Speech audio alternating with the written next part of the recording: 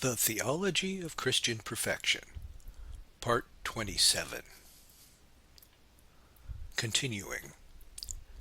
Without reaching the excess of formal disobedience, there are many actions which constitute a falsification or deformation of the virtue of obedience.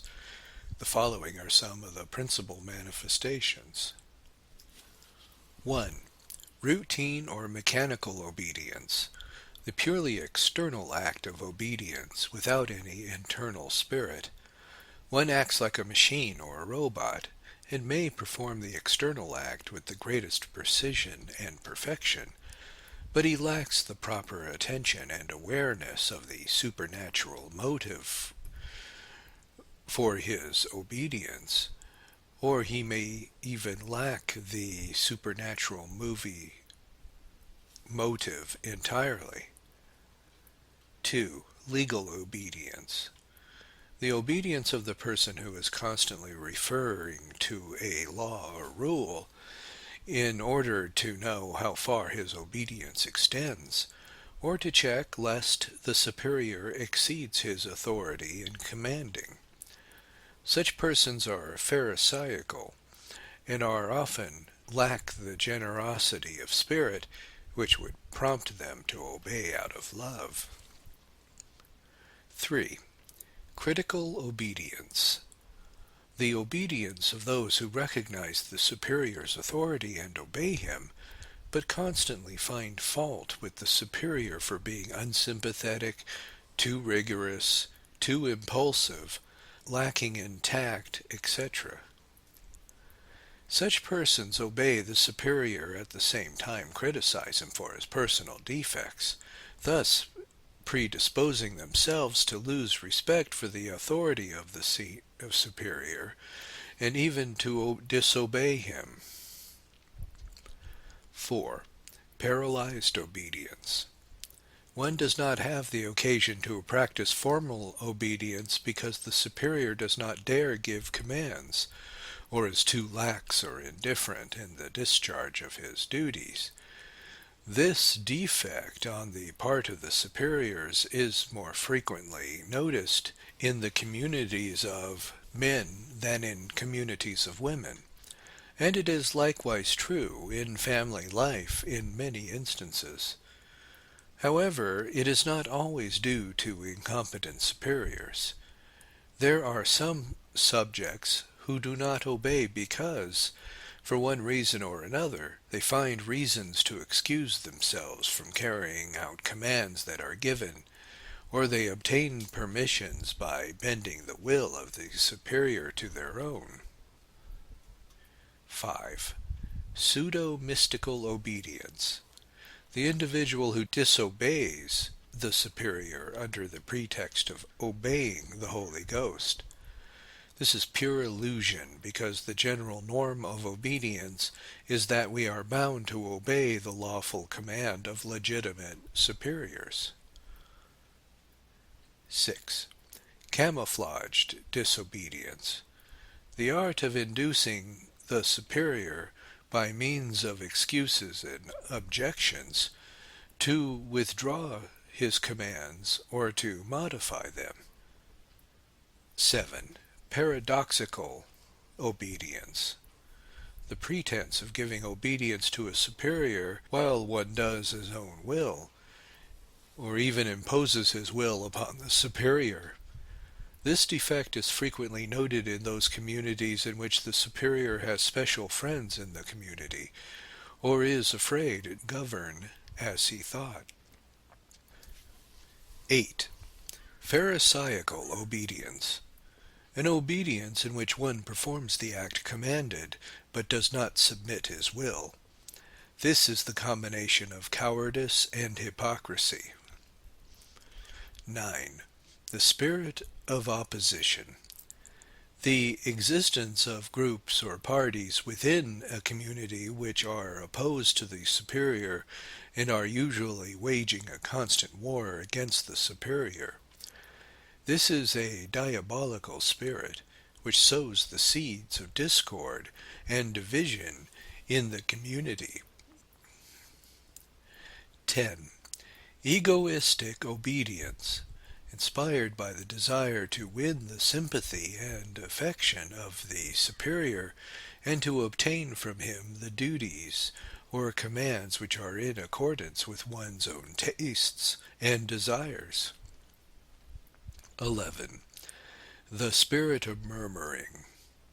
The obedience of him who accepts unwillingly the commands of his superiors and murmurs interiorly, or sometimes complains to others about the superior or the task assigned. 12. Half-hearted obedience. The imperfect or careless execution of orders. This is sometimes malicious, as in the case of those who do not wish to obey and therefore deliberately perform their tasks badly, so that the superior will change the assignment. 13. Slothful obedience. The neglect to fulfill commands without sufficient reason. Such persons must be commanded repeatedly before they perform the task, and when they finally do it, it is often done badly because they had no desire to do it in the first place. Such are the principal falsifications and defects in the practice of the virtue of obedience. With good reason did Christ say to Catherine of Siena, "My dear daughter, how numerous they are who live in the practice of obedience, but how few they are who obey perfectly. But those who obey perfectly offer to God a sacrifice of praise which rises to heaven with the odor of sweetness because of the perfect immolation of their self-love." Allied virtues. The virtue of gratitude, which is a potential part of justice, has for its subject to recompense in some way a benefactor for some benefit that had been received. The benefactor, in giving us a free gift to which we had no strict right, merits our gratitude, and in every noble heart the need to demonstrate this gratitude spontaneously springs forth when the occasion offers. On the other hand, the sin of ingratitude is a vile and ugly sin. Both gratitude and its opposite vice admit of various degrees, as St. Thomas states in his following summary. Gratitude has various degrees which correspond in their order to the thing required for gratitude. The first, to recognize the favor received. The second is to express one's appreciation and thanks. And the third is to repay the favor at a suitable place and time according to one's means. And since the last of the order of generation is first in the order of destruction, it follows that the first degree of ingratitude is to fail to repay a favor. The second is to decline to notice and acknowledge that one has received a favor. And the third and supreme degree is to fail to recognize the reception of a favor, whether by forgetting it or in any other way. Moreover, since an affirmation implies the opposite negation, it follows that it belongs to the first degree of ingratitude to return evil for good, to the second degree to find fault with a favor received, and to the third degree to esteem kindness as though it were unkindness. In another article, St. Thomas asks whether the innocent man has a greater obligation to give thanks to God than the penitent. He answers by saying that, as regards the greatness of the benefit received, the innocent man has the greater obligation, but that by reason of the gratitude for the gift the penitent has greater obligation, because instead of receiving the punishment which he merited, he has received pardon. This is a difficult virtue to explain because it is easily confused with the sin against charity. It has for its object the punishment of the evildoer for the sins he has committed. St. Thomas explains the nature with precision in the following words. Vengeance consists in the infliction of punishment on one who has sinned. Accordingly, in the matter of vengeance, we must consider the mind of the avenger. If his intention is directed primarily to the evil of the person on whom he takes vengeance, and remains there, then his vengeance is completely unlawful, because to take pleasure in another's evil belongs to hatred, which is contrary to the charity by which we should love all men. Nor does it suffice for him to excuse himself by saying that he intends the evil to one who has unjustly inflicted evil on him. For a man is not excused for hating one who hates him. A man may not sin against another merely because the latter has already sinned against him, since this is to be overcome by evil, which was forbidden by the Apostle, who says, "Be not overcome by evil, but overcome evil with good." Romans 12:21.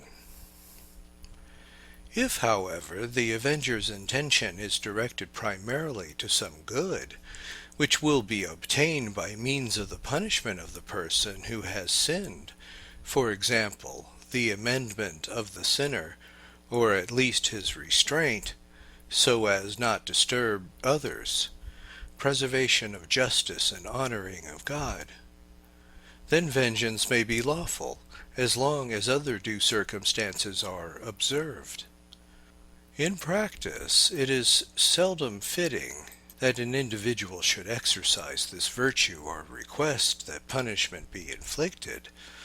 The reason is that very often, under the pretext of justice and equity, there is a hidden and excessive self-love, and sometimes a true hatred of one's neighbor. For the reason, the virtue has been called a little virtue, and it always advised that persons should pardon injuries received from their neighbor rather than seek vengeance, unless the love of God, of one's neighbor, or of the common good requires that reparation be done for the injury or crime. The two vices opposed to this virtue are cruelty, by excess of vengeance, and indulgence, by a defect in the spirit of punishing offenders. The virtue of veracity inclines one way to speak the truth and to manifest externally what he is internally.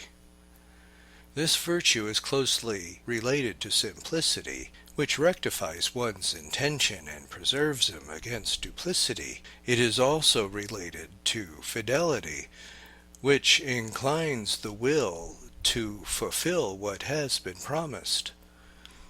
We are not always obliged to speak the truth, but we are always obliged not to lie.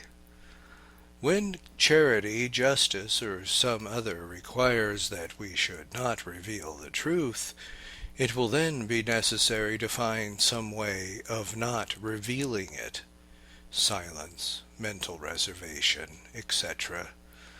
But it is never lawful directly and positively to tell a lie.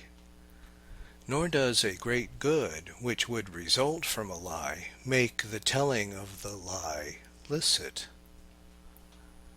There are various kinds of sins opposed to veracity.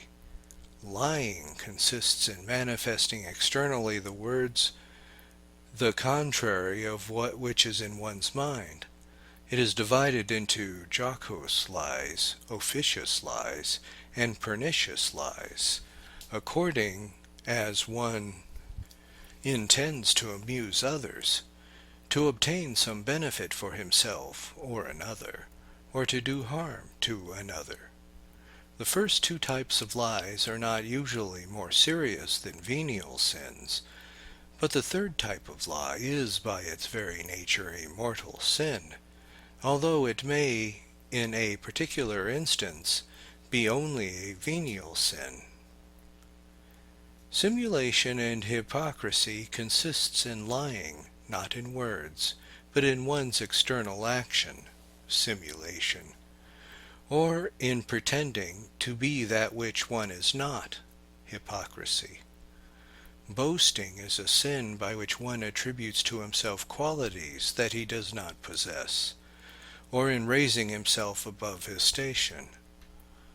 Irony, or false humility, consists in denying that one possesses certain qualities or talents which in reality he does possess. However, we should not accuse the saints of this sin when in their humility they deny qualities of virtue to themselves. The lie consists in speaking contrary to which one knows. The saints, illumined by God's grace to see their weakness and imperfections, or comparing themselves with the divine sanctity of God, could not help feeling and confessing that they were nothing better than unworthy sinners, filled with defects. Affability is the social virtue par excellence, and one of the most exquisite manifestations of the true Christian spirit. It is defined as a virtue by which our words and external actions are directed to the preservation of friendly and agreeable association with our fellow men. Although it may seem at first glance that this virtue is nothing more than an external sign of friendship, there is great difference between them.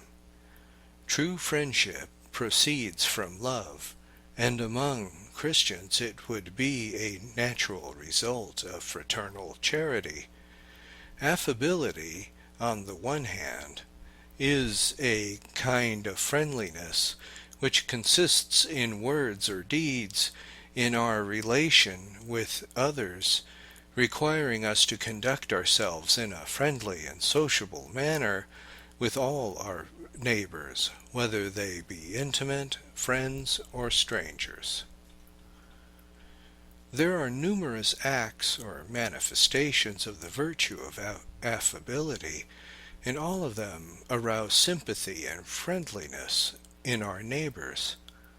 Niety, politeness, simple praise, indulgence, sincere gratitude, hospitality, patience, meekness, refinedness in words and deeds, refinement in words and deeds, etc., exert a kind of attraction which it is difficult to resist.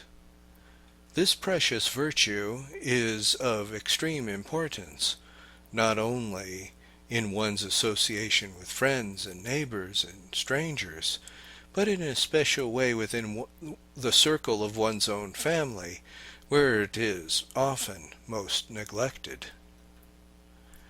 The two vices opposed to the virtue of affability are flattery and quarreling.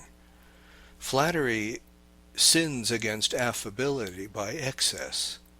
The flatterer fears to displease others, and therefore results frequently to insincerity in word or deed. It is also happens that flattery is sometimes used as a means to obtain one's own end, and when used for this purpose, the flatterer often resorts to lying and dissimulation.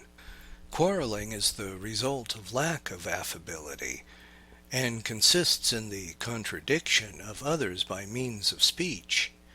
This does not mean that one may never disagree with another, for that would be contrary to veracity, but we are speaking here of that defect of affability by which an individual becomes disagreeable and quarrelsome.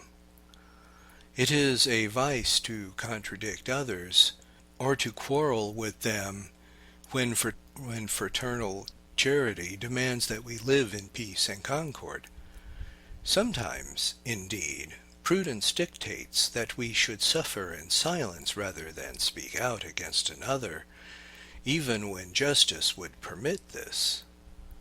Liberality is a virtue which moderates one's love of external things, especially of riches, and inclines one readily to use one's goods for the benefit of others. It differs from mercy and beneficence, for one is moved to mercy by compassion and to beneficence by love. But one is prompted to liberality by the lack of attachment to external goods.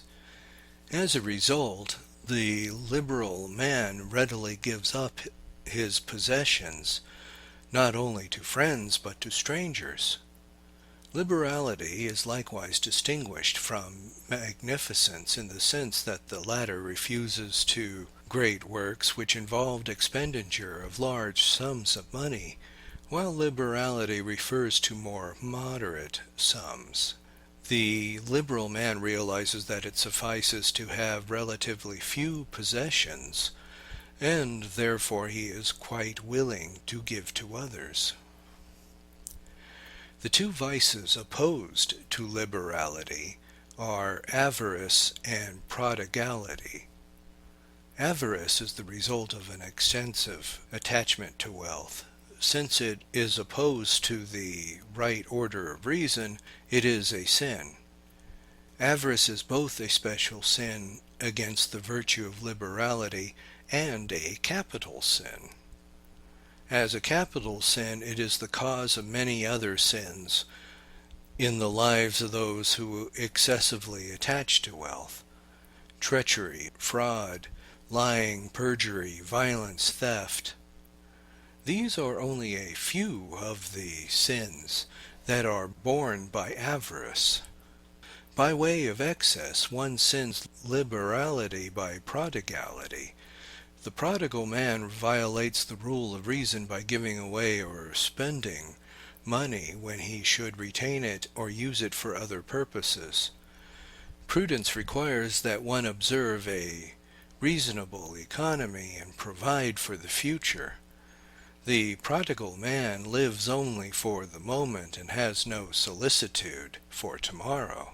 This virtue inclines us, in special circumstances, to depart from the letter of the law in order to better observe its spirit. The very weakness of a law lies in the fact that it looks to the preservation of the common good in a general way and cannot apply to every particular case. Legislatures usually look to what is commonly happens. Legislatures usually look to what commonly appears when they are framing laws, and yet they realize that there can be and usually will be exceptions. What is of great importance in this matter of the application and interpretation of laws is the preservation of the spirit of the law by understanding the motive for which the law was written. Whether it be a matter of an interpretation of law given by one in authority, or to the application of a law by a particular person to particular circumstances, it is of extreme importance that one should know the mind of the legislator in framing a given law. A good rule of thumb would consist in asking what the lawmaker would say or command in given circumstances, which makes the observance of the law onerous, or when there is a conflict of several laws. The virtuous man will desire to do what he is in accordance with the right reason and for the common good. He will understand that no law obliges when circumstances make the observance of the law impossible. When there is doubt concerning the obligation under the law, or the manner in which the law is to be fulfilled, his desire to obey will help him to interpret the mind of the legislator, and thus arrive at an understanding of the true spirit of the law. It is of special importance for superiors of all kinds to understand and to cultivate the virtue of equity. The vice opposed to equity is severity. Christ frequently condemned the Pharisees for this vice, and as a result of their example, the word Pharisee has come to signify the legalistic and purely literal observance of the law. The laws are directed to the preservation of right order and the pursuit of the common good of the society which they govern. But law is not an end in itself. It is merely a necessary means for the insurance and protection of the pursuit of the common good. If it is impossible to frame laws that cover every possible contingency, then it is imprudent to insist on the observance of the law in every particular circumstance. It is the spirit of the law and the motive of the mind and the lawgiver that gives life and guidance. The letter of the law, applied imprudently, defeats the very purpose of law. 7. The virtue of fortitude. The word fortitude can be understood in two principal senses. The first sense signifies in general a certain firmness of spirit and rigor of character, general conditions which must accompany all virtues if they are to be truly such. In the second sense it designates a special virtue, bearing the same name, which we shall here study in itself, in its parts, and with its accompanying the gift of the Holy Ghost. Fortitude in itself. A special supernatural virtue, fortitude is infused with sanctifying grace to strengthen the irascible appetite and the will so that they will not abandon the pursuit of the arduous or difficult good, even when faced with grave danger to bodily health and life. This virtue has as its proper subject the irascible appetite, because it is especially concerned with the control of fear and daring. However, it is necessary to mention the will because this faculty must intervene if fortitude is to be a true virtue, although the will itself is not the proper faculty which fortitude resides. As regards the movement of fear and daring, fortitude has for its object to prevent unreasonable fear in the face of an evil that threatens, and to restrain the individual from unreasonably attacking an impending evil. Since the greatest natural evil is the loss of one's life, the virtue of fortitude is principally concerned with the fear of death. The two acts by which fortitude manifests itself in the external order are to attack and to endure. Since man's life on earth is constant warfare, there will be occasions in which the individual is called upon to defend the good by means of attack, and there will be times in which the individual cannot attack but must resist by not yielding. One of the two acts of fortitude, the principal and most difficult act, is to resist or endure. Contrary to common opinion, it is more painful and more heroic to resist an enemy or to suffer an evil than to attack. Psychologically, it is easier to attack an evil, especially when the passion of anger has been aroused.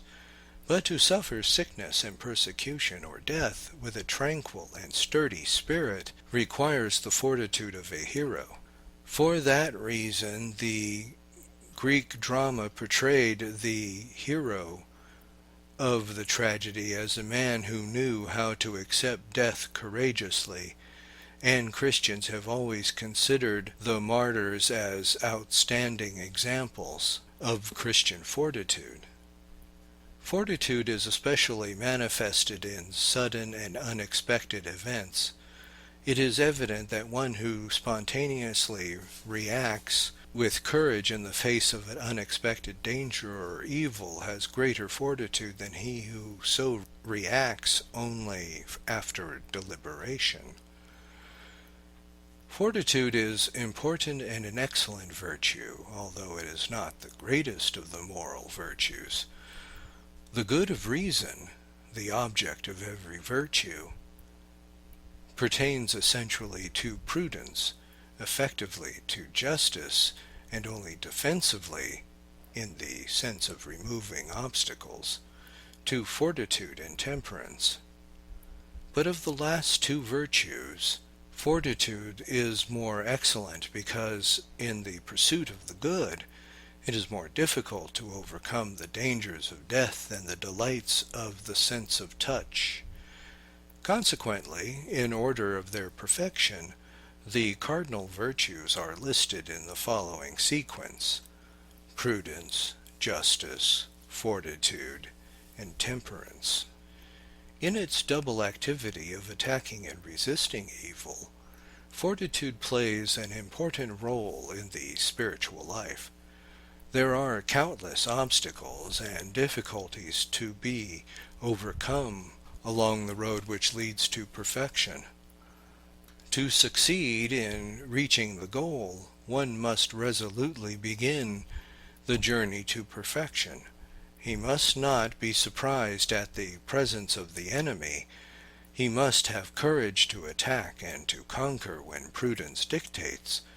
He must have the constancy and perseverance to carry on without ever surrendering to the enemy. And even when he has made great progress in the spiritual life and has achieved a moral victory over the enemy, fortitude will still be necessary in order to endure the passive purgations which are sent by God to test and strengthen and purify the spirit. Three vices are opposed to the virtue of fortitude. By defect of the virtue, one falls into the vice of cowardice and refuses to suffer the necessary hardships which accompany the pursuit of the good and the dangers of death. By excess, one falls into the vices of fearlessness or recklessness. As a vice, fearlessness is a kind of insensitivity or indifference to fear, which prevents an individual from prudently fearing and avoiding the dangers which he ought to avoid. Recklessness causes the individual to disdain the prudent judgment or right reason to go forth to attack an evil which he cannot overcome. In both cases there is involved a lack of prudence. The parts of fortitude. The virtue of fortitude has no subjective parts or species, because it deals with a very particular manner which cannot be further subdivided. There are, however, integral and potential parts of fortitude.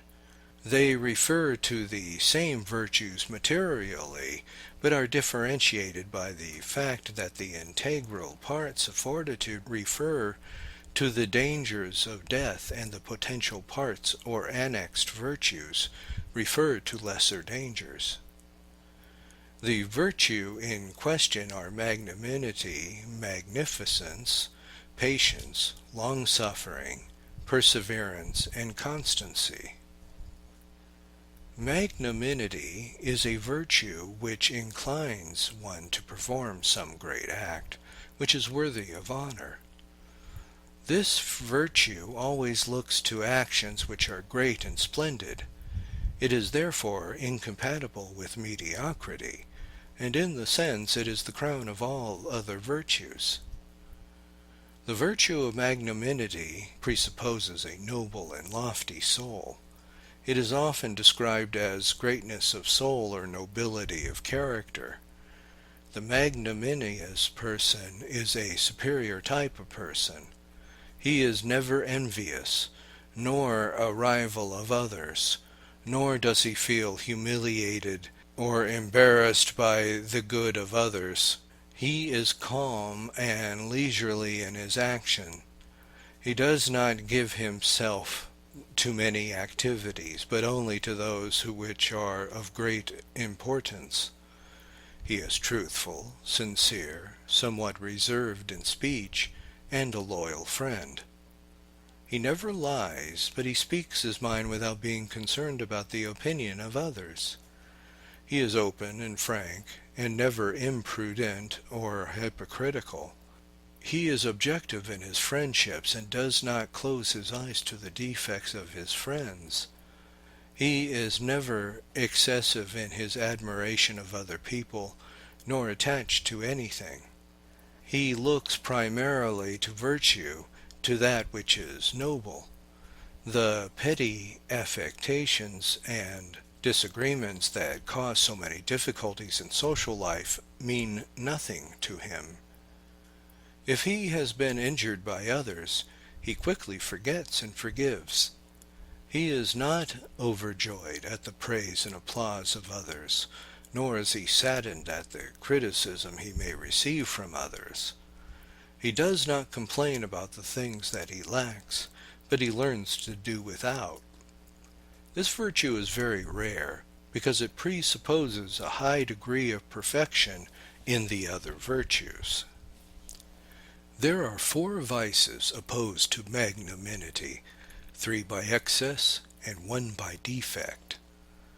The following vices are the result of excessive magnanimity: presumption, which inclines an individual to attempt actions or project that is beyond his strength or ability; ambition, which impels one to seek honors which are not due to his state or merit; vainglory, which seeks fame and popularity without sufficient reason, or without directing them to their true end, which is the glory of God and the good of one's neighbor.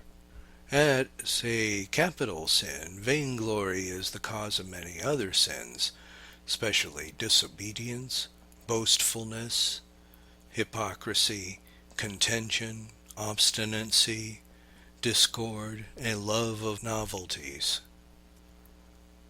The vice which results from a deficiency of magnanimity is that of pusillanimity. This vice is characterized by an unreasonable lack of confidence in oneself, or by a false humility which prevents the individual from using all the talents which he has received from God. It is contrary to the natural law, obliges all beings to develop and perfect themselves by using all the talents and energies which God has given them. Magnificence is a virtue which inclines one to undertake splendid and difficult projects without being disheartened by the magnitude of the work or the great expenses which are connected with it. It differs from magnanimity in the sense that the latter tends to that which is great in any virtue or material, while magnificence pertains only to those great works in which something is to be constructed in a material sense, such as the foundation or construction of hospitals, universities, churches, etc. In other words, while magnanimity is concerned with doing, magnificence is concerned with making or producing. In a sense, magnificence is a virtue which characterizes the wealthy, who could find scarcely any better use for the riches than to devote them to the worship of God and to the corporal works of mercy for their neighbor. The 2 vices opposed to magnificence are meanness and wastefulness. In the first case, the individual intends some magnificent work, but he holds back on the expenditure of money because he is unwilling to spend that which the work requires. He fails to observe the proportion which reasons demand between the expenditure and the work. Wastefulness, on the other hand, involves the expenditure of money far in excess to what the work requires. It is a vice because it neglects to observe the due portion which reason requires between the work and the expenditure, spending a great deal of money when the work could have been done with much less. Patience enables one to bear physical and moral sufferings without sadness of spirit or dejection of heart. It is one of the most necessary virtues in the Christian life, because the trials and sufferings which all men must inevitably suffer in this life requires the assistance of some virtue to keep them strong and firm, lest they yield to discouragement and sorrow. Many souls lose their merits of their trials and sufferings because they fail to exercise the virtue of patience. Indeed, they suffer even more than they would have suffered because of the lack of conformity to the will of God. The principal motives for the practice of Christian patience are the following: conformity with the loving God, who knows better than we the things that are good for us and therefore sometimes sends us suffering and tribulation. 2. The recollection of the suffering of Jesus and Mary, incomparable models of patience, and sincere desire to imitate them. 3. The necessity of making reparation for our sins by the voluntary and virtuous acceptance of suffering in atonement for the unlawful satisfactions and pleasures which we have enjoyed in our sins. 4. The necessity of cooperating with Christ in the application of the fruits of redemption, bearing our sufferings in union with his in order to make up what is wanting in his passion. 5. The prospect of an eternity of happiness which awaits us if we know how to suffer in patience. The suffering passes, but the fruit of having sanctified our suffering will never pass. As with the virtue of humility, so also with patience we distinguish various grades or degrees to give some indication of the perfection of the virtue in individual Christian. The following constitute 5 fundamental degrees of patience. 1. Resignation without complaint or impatience to the crosses which God sends us or permits us to come to us. 2. Peace and serenity in the face of affliction, without any of the sadness or melancholy which sometimes accompany mere resignation. 3. Sweet acceptance of one's cross for the love of God. 4. Complete and total joy, which leads one to give thanks to God for being associated with him in the mystery of the cross. 5. The folly of the cross, which prefers suffering to pleasure and places all one's delight in external or internal suffering, by which one is configured with Christ, as St. Teresa used to say, to suffer or to die. 2 vices are opposed to the virtue of patience. By way of defect, impatience manifests itself externally by anger, complaints, and murmuring, and internally by a feeling of antipathy to any trial or suffering, and an excessive inclination to defend oneself or to protect oneself against all discomfort. By way of excess, insensibility or hardness of heart is attached to those who remain stoically unmoved and insensible in the face of suffering. whether it be their own or that of another. Some individuals, because of their temperament, have a strong natural predisposition to impatience. Others become impatient as the result of lack of some other virtue, such as fraternal charity, obedience, prudence, temperance, humility, etc. As regards the vice of insensibility, it should be noted that a purely stoical attitude towards suffering is not of itself a virtue, and that it is no defect of patience if a person is sensitive to pain. The ability to suffer is not of itself virtuous. What makes suffering a virtue is the manner in which one accepts the suffering and the motives for which he suffers. According to St. Thomas, longanimity is a virtue which animates a man to strive for some good which is a long way off. It has to do with the attainment of some goal which involves a great deal of time. St. Thomas explains the connection of longanimity with the virtue of patience on two grounds. First, because patience, like fortitude, suffers certain evils for the sake of good, and if the good is awaited for only a short time, endurance is easier. But if the good be delayed for a long time, it is more difficult. Secondly, because the delay in attaining the good we desire is of a nature to cause sorrow. Accordingly, longanimity and constancy are both contained under patience, so far as both the delay of the expected good, longanimity, and the effort which a man expends in persistently accomplishing a good work, constancy, which may be considered under one aspect of grievous evil. The virtue of perseverance inclines one to persist in the practice of the good in spite of the difficulties involved in this continued practice.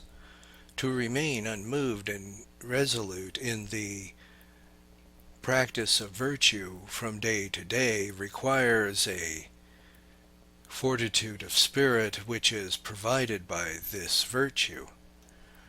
All the virtues need the help of perseverance, because without it no virtue would be preserved and practiced over a long period of time, nor would any virtue ultimately attain its perfection. Although every virtue is by definition a habit of operation, which is difficult to remove, and is, therefore, of itself a persistent and stable quality, the special difficulty which rises from a lifelong fidelity in the practice of any given virtue requires the special virtue of perseverance. Thus we see how one virtue comes to the aid of another. However, the virtue of perseverance, even when perfected, requires a special assistance of grace, which theologians call the grace of perseverance. St. Thomas briefly summarizes the difference between this virtue and the grace required for its exercise. Perseverance has a double meaning. First, it denotes the habit of perseverance, which is a virtue, and as a virtue it requires the gift of habitual grace to do the other infused virtues. Secondly, it may be understood as signifying the act of perseverance which endures unto death, and in this sense it requires not only habitual grace, but also the gratuitous help of God, which sustains man in good until the end of life. The reason for the necessity of a special grace from God to ensure man's final perseverance is that sanctifying and habitual grace does not change man's free will, in the sense that grace alone is a guarantee that the just man will never sin. However just and perfect a man may be, he is always able to sin, and for that reason he needs, over and above the infused virtue of perseverance, the special grace of final perseverance, which the Council of Trent calls that great gift. Constancy is closely related to the virtue of perseverance, but is distinguished from the latter by reason of a special difficulty to be overcome. The essential note of perseverance is that it gives firmness and strength of soul in the face of the difficulty which is connected with the prolongation of a virtuous life. Constantly strengthens the soul against the difficulties that proceed from any other external obstacle, such as the influence of bad example or special temptations from without. Perseverance, says St. Thomas, takes precedence over constancy as a part of fortitude, because the difficulty involved in the continuation of an action is more intrinsic to the act of virtue than that which arises from external obstacles. The vices opposed to perseverance and constancy are inconstancy, which St. Thomas calls effeminacy or softness, and pertinacity. Inconstancy causes a man to give up the practice of virtue as soon as difficulties and obstacles are encountered. There is, therefore, a certain softness and instability or fickleness that can be found in inconstant persons, the tendency to desist from the pursuit of a good which is difficult to attain, as is the faithful practice of a virtue, is especially manifested in effeminate persons, because they are especially attracted to pleasures, and as soon as pleasures are lacking in any given activity, their first impulse is to abandon that activity. The vice of pertinacity is opposed by excess to the virtue of perseverance, and is defined as an obstinacy which refusal to yield or to cease some effort when right reason acquires it. As a vice, it is often found in these persons who are self-opinionated and headstrong, but its origin is usually vainglory. Quite frequently, the reason why an individual persists in his own opinion or refuses to abandon some effort or work when reason demands is because he wishes to make a show of his talents and abilities.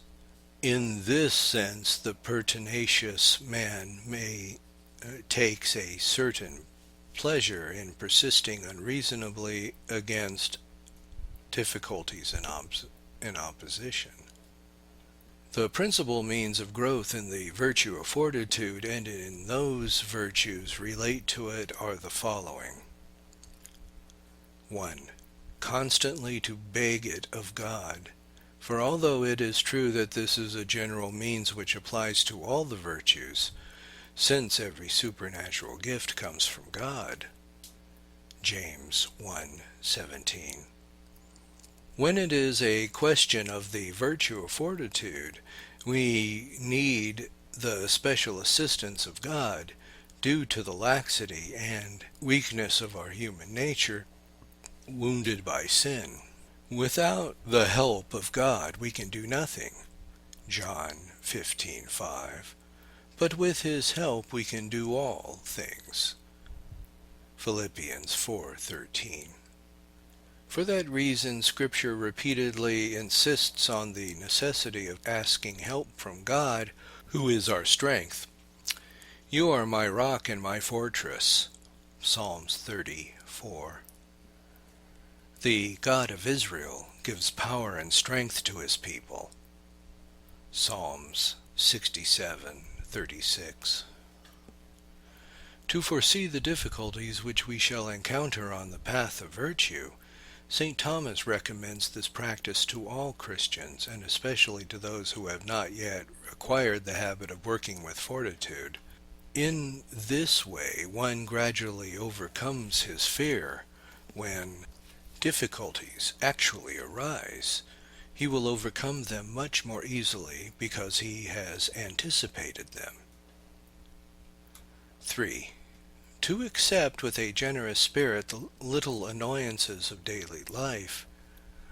Every vocation in life is accompanied by its own particular crosses and difficulties, even if it be merely a matter of the monotony of one's daily activities. We do not learn to accept the inevitable inconveniences and small trials of daily life, such as cold and heat, pain and discomfort, small illnesses and aches, contradictions and ingratitude. We shall never make any progress in cultivating the Christian virtue of fortitude. 4. To meditate frequently on the passion and death of Christ. There is nothing which so animates and comforts delicate souls as the contemplation of the heroism of Christ. He was a man of sorrows and was acquainted with infirmities, Isaiah 53:3, and he left us an example of suffering so that we would follow in his footsteps. We shall never have to suffer in our sinful bodies any pains comparable to those which he voluntarily suffered out of his love for us. However great our sufferings of soul or body, we can raise our eyes to the crucifix, and Christ will give us the fortitude to bear them without bitterness and without complaining. It is otherwise helpful to remember the ineffable sorrows of Mary, of whom it is said, "Come, all you who pass by the way, look and see whether there is any suffering like my suffering." Lamentations 1:12. To intensify our love of God. Love is as strong as death, Canticles 8:6. And it does not yield to any obstacle the pursuit of pleasing the beloved. This is what gave St. Paul the superhuman fortitude by which he overcame tribulation, anguish, persecution, hunger, danger, and the sword. But in all these things we overcome because of him who has loved us. Romans 8:37. When one truly loves God, there are no longer any difficulties in serving him, and one's very weakness becomes the basis for hoping in him. Gladly, therefore, I will glory in my infirmities, that the strength of Christ may dwell in me. For when I am weak, then I am strong. 2 Corinthians 12:9 and 10.